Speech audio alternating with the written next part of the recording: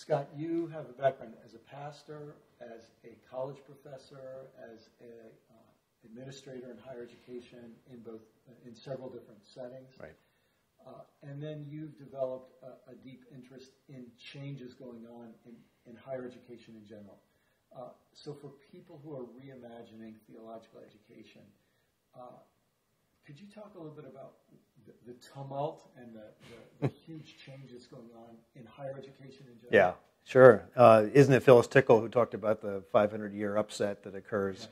Yeah. And we see that paradigm shift happening all over the place. I talked to a friend who's a seminary professor recently, and he said over the last 5-6 years, there's been about 10 new seminaries that have been created and about 5,000 less students.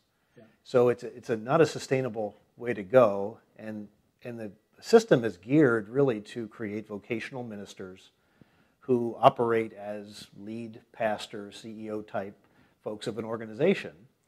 And those organizations, we know, because of watching the trends, are starting to lose members. People are much more being part of the nuns, if you will, N-O-N-E-S. And so this is, again, not sustainable. On top of that, we have people like myself who train to be professors to teach in those institutions. So the system is starting to have some real difficulties. You've got real problems of excess capacity. Right, exactly. What might be a way to say it, and declining enrollment, although some seminaries have growing enrollment, others are shutting down or merging and so on. So, I mean, there's a guaranteed context for rethinking. Right, absolutely. If this was a business, you'd have to have that big meeting of coming together and saying, where are we going to be in 5 years? Because that's as difficult as it is. It's what the folks out at Harvard, Professor Christensen, calls disruptors. Yeah. And the disruptors are there. One of them is delivery systems that are very different than they used to be, where a professor would stand and give his knowledge off, his or her, to a group of students who would just drink it in. Now there's much more of a need for interchange, but there's also different distribution systems, like online, for example, that I'm involved with. I'd like to talk about that because you have been working in this world, and you developed a real interest in delivery systems. And could you just give us some of the things you're excited about and that you see as a challenge and to stimulate reimagination? Sure, thanks. You know, I think one of the things that this really allows is much more of a grassroots distribution to those who want to be more qualified in whatever they're called to do and to be. We've often talked as pastors about finding your spiritual gift. And once somebody finds their spiritual gift, what do we do to cultivate that? Often at a church level, they're not really able, because a pastor can't be all things to all people, to teach in all these different areas. So say the online environment now makes it much more egalitarian, that everyone can have a chance to learn and grow. Our problem is we still have systems that are geared toward face-to-face communication when we have this wonderful opportunity to use the technology that's out there now to provide various levels. Rather than a full degree, we can have people get competencies at various levels to be a deacon, an elder in a church, those kinds of things, or to learn some other aspects of their spiritual gift and bring a much greater grassroots understanding.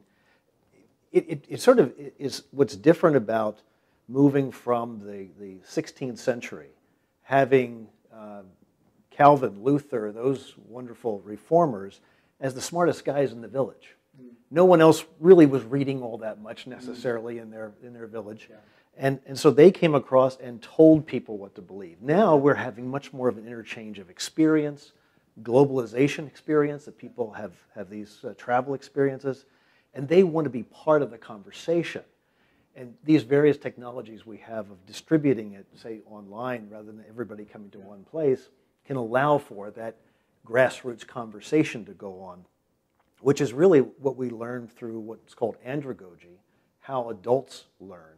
That's a much more effective way for that content to not only be delivered but retained, rather than the lecture type of approach. So, talk about disruption. We have churches that are set up with a whole economic model. We have higher education that's set up with a whole economic model. Right. And then this new distribution method comes, which has great opportunities, but a lot of people see as nothing but a threat. Right. But it's a threat to the existing ways that things are done. When you go to a seminary, for example, you go to a place where they have a certain faculty. Those faculty members, because of an older system, are often tenured. Mm-hmm. That tenure system means they're pretty much like the Supreme Court. They're there for life. Yeah.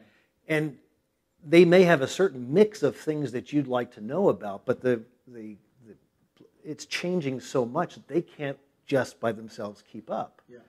Now, in an online situation, you can bring in people that have multiple areas of expertise, and now you're being taught by an expert each and every time, not just by the limitation of that particular seminary.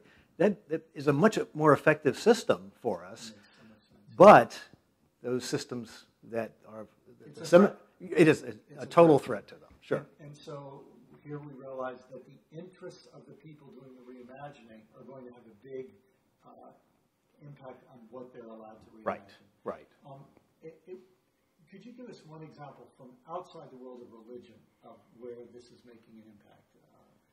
Because I think you paid attention to just how this is working in higher education in general.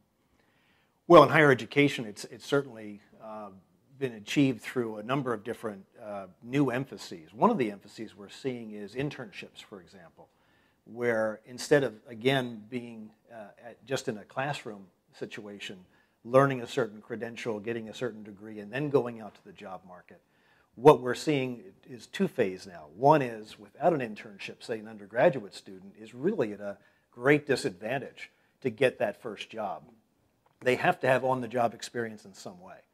But beyond that, the whole essence of being out into the marketable world, a place where you're interacting with other people, that too is seen as a skill that has to be obtained in an undergraduate situation. So we used to have a monastery viewpoint of how education works. Take people away from everything else that's a distraction, put them in the library, gain the skills, and so forth. Now we're talking a lot more about competencies. Do you have these various competencies, these various skills? And the educational institutions are being called upon to deliver those instead of just the traditional degree. I see a power shift in that. So instead of the educational institution having the credentials, you go there first, get the credential, then you go do the work. Now, in a church setting, a pastor hires you as the director of small groups, hires you as a youth worker, right, and says, okay, now I want you to go get training. It's a very different gatekeeper. Yeah. Very different. It changes the whole supply line. Yeah. Well, in a sense, it changes. You mentioned the word power structure. It used to be prescriptive in the sense that you come to us at our school, we know what's best for you. Yeah. Now we're finding that the students are often coming with a lot of their support system, parents and others, saying, we think we know what we need. Can you deliver it? Yeah. And that's just changing the game completely. And probably each side there doubts the other really. That's right, yeah. Yeah, exactly. Well, you use the word disruptive, and disruption is unpleasant, but my goodness, it sets the stage for reimagination. Absolutely.